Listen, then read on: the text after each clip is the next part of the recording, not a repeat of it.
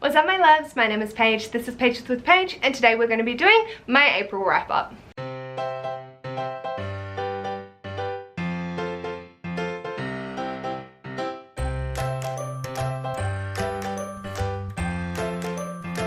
So in the month of April I read 7 books, so my reading slump came back, which is fine. I took a lot of time to sort of figure out myself. I had a little bit of a relapse in like my mental health and just I ended up going to the doctor and he's like, you need to stop. Like, you were taking today and tomorrow off work, you were not going in, you were not going to feel guilty, and you're not going to do anything except chill the fuck out and do whatever you want to do. That is not labor intensive. Apparently, that also meant that I wasn't going to read. So there was like a full week where I did not pick anything up and I read 10 pages before bed and that was it. So the page count total for those 7 books were 2,671, equating to the average page count per book being 382, with me reading 89 pages per day. So this is the lowest it's been. Normally I will crack 100 pages a day at least, even if it's just, no, not this month. And that's totally chill. In terms of genres, I read 1 non-fiction, 2 romances, 1 erotica, 1 fantasy, 1 sci-fi, and 1 contemporary. So a nice range. The erotica also doubles as trash, so we'll get to that. In terms of age range, I read 5 adults and 2 YA. 4 series, 4 of them were involved in series and 3 of them were standalones. For my ratings, I had 4 5-star reads, 1 4.5, 1 3.5, and 1 1-star. So that was an average rating of about 4.1 star, which I'm still really happy with. In terms of form, what the fuck? I read 4 physical and 3 physical audio combinations. This is the first time my physical has been higher than my physical audiobook in I don't know how long. So essentially what happened was because I listened to them on 3 times speed, I feel like my world sped up. So when the doctor said chill the fuck out, I just stopped listening to audiobooks and would only physically read. So that's where that came into play. Audiobook listening time, I don't actually have my stats of. There was only 3 books. I can't be fucked going and getting them and figuring out what it was. So unfortunately, sorry for that one. And my big book was 50 Shades Darker, which was 500 and too many pages, 532. And my shortest was An Unquiet Mind with 219. So let's dive in. Sorry for any angle change, I had to change the battery. The first book that I read was Get a Life Chloe Brown by Talia Hibbert, and I gave this 5 stars. I'm so mad at myself for fucking sitting on this series. I know everyone has been screaming at me to read it, and it's perfect. I love Talia Hibbert. She's like skyrocketing to just one of those authors that I fucking adore. This was brilliant. I'm still indecisive on... No, I'm not. This was better than Girl Like Her. Only just though. I think that her dealing with Chloe's chronic illness was well done. I need to watch Maddie's review discussion on this since she is an Own Voices reviewer for that. I loved Red. There was a particular scene that's quite early in and it's like, and I was pissing myself laughing like straight away. It's just... it was the perfect mixture of seriousness, smut, hilarious antics, and amazing characters. Everything just flowed so well. I did not want to put it down. I read it in 2 sittings over 2 days. It was gorgeous. And I'm definitely, well, as you know, my chaotic month, I'm hoping to get to take a hint Danny Brown this month because I need more of these sisters in my life, and I loved the dynamic, the sisterly relationships in it, perfect. Oh, glorious. So much love. So then, with that high, yeah.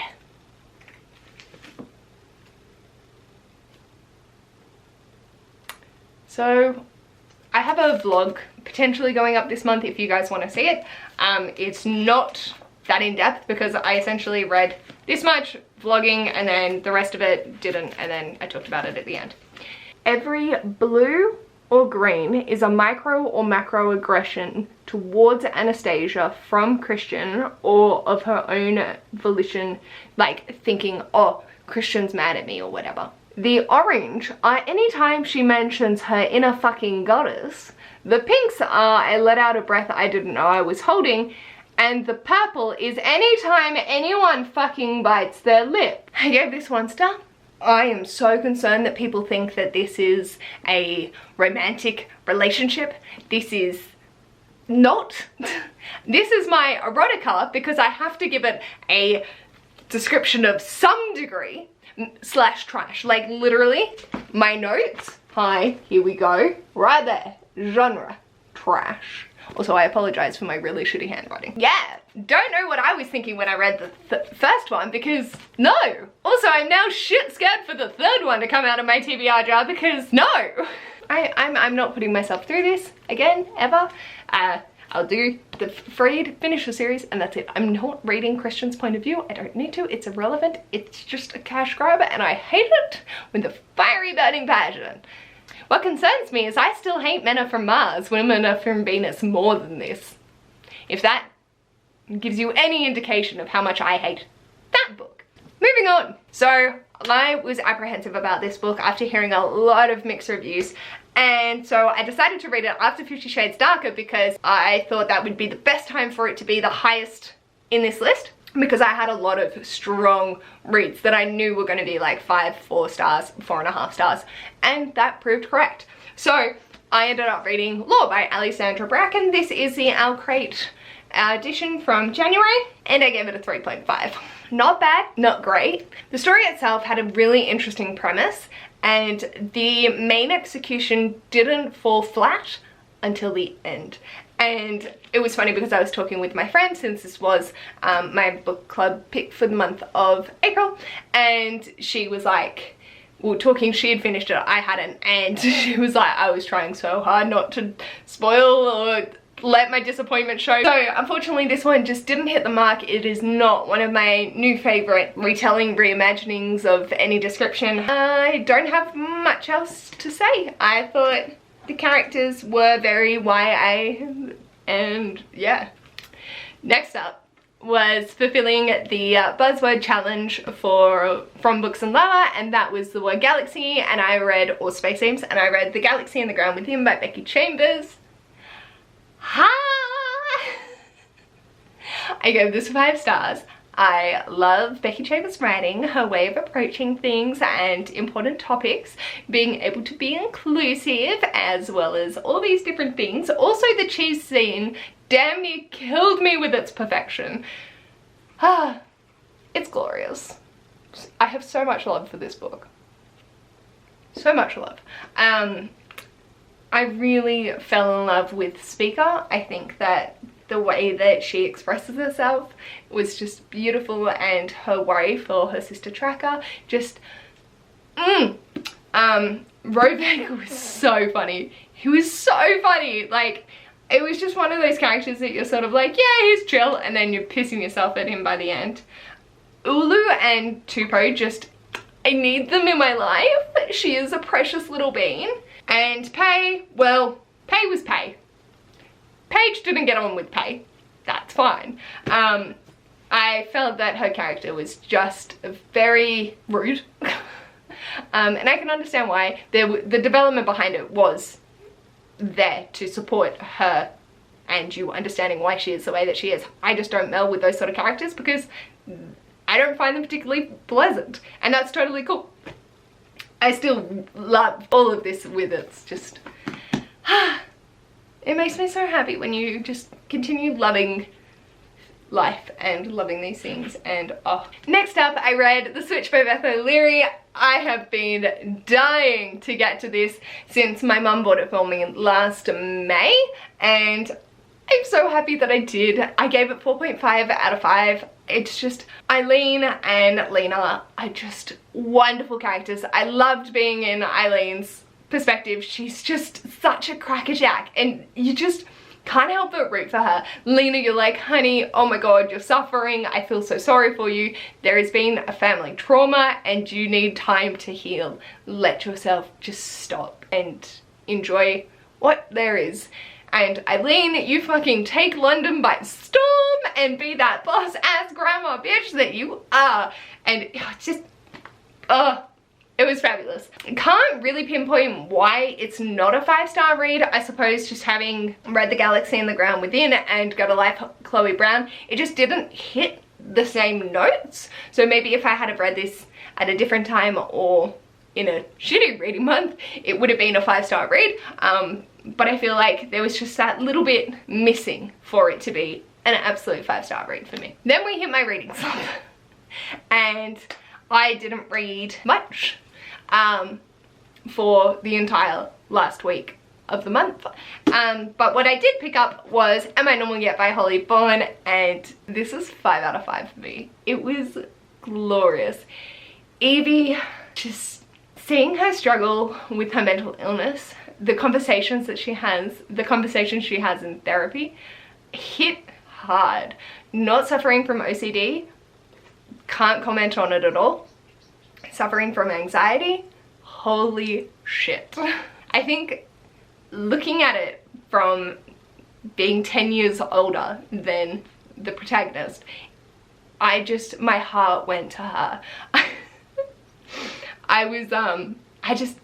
There was something about her that I just wanted to be able to give her a big hug, even though I wouldn't, because that would not do well with her, but show my support in a way that made her feel comfortable and just be there and be a mentor for her and guide her to come to the conclusions that she does.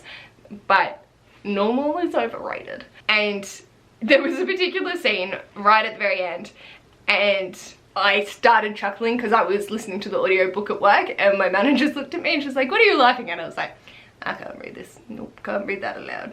It was talking about STIs. And then we continue on, end of my lunch break, and there was a particular scene with a very unsupportive character just breaking down those walls, and I was tearing up and she's like, are you okay? This book is sending you through a roller coaster of emotions. And I'm like, yes and no. Like, man, this is glorious. And I think it's really important showing the changes in your mindset. Like, a lot of people with mental disorders try and hide because they just want to be seen as normal. And it's hard. It's really, really hard. I think it tackles with the issues dealt with mental health so beautifully. I want to tab the shit out of this. I just haven't had a chance to sit down and actually look up the quotes and then go back and tab it. But I was listening to it going, yeah, these are some things I want to know. Also, dealing with feminism and starting the Spinsters Club, which is what this whole series is based off. Fabulous. Absolutely marvelous.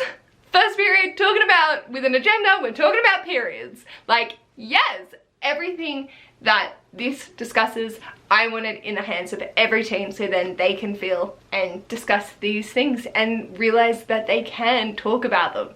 It doesn't have to be hidden behind closed doors. You can be a strong spinster and not be a single old lady with 1,000 cats. We're taking back the definition. But yeah, I love this. And then the last book that I finished, so I was reading this throughout the entire time that I was reading Am I Normal Yet? I was just picking this up at night because it didn't have an audiobook with it, so it would be my nighttime read and sort of get me to prep myself to go to sleep. So that was An Unquiet Mind by Kay Redfield Jamison. Whew! I am very curious to talk to Shah on Booksmart Bipolar when we do the live show. I'm not sure when it's happening since there's a lot going on and I don't think she has access to the book at this current point in time. So yeah, like, holy dooly. How to explain my brain? So Kay is a doctor that is like one of the highest up authorities in academia on manic depressive illnesses or bipolar disorder. And it's her talking through her experiences going into the academic world, her childhood, which was pretty standard, and then this darkness or manic energy descending on her, and how she has to navigate that while working in one of the hardest medical, like one of the hardest professions, being a medical practitioner and doing psychology, and just whoo! This really shed a new light for me, not being someone that suffers with bipolar, on the experiences that people can go through. So she's got like, she will have full-blown psychosis and things like that, and it was just so mind-blowing to read about her experiences. It was so beautifully written and so hard, and it's like, I want to be able to support people, but at the same time, I don't know the language. I don't know what is helpful and what's not.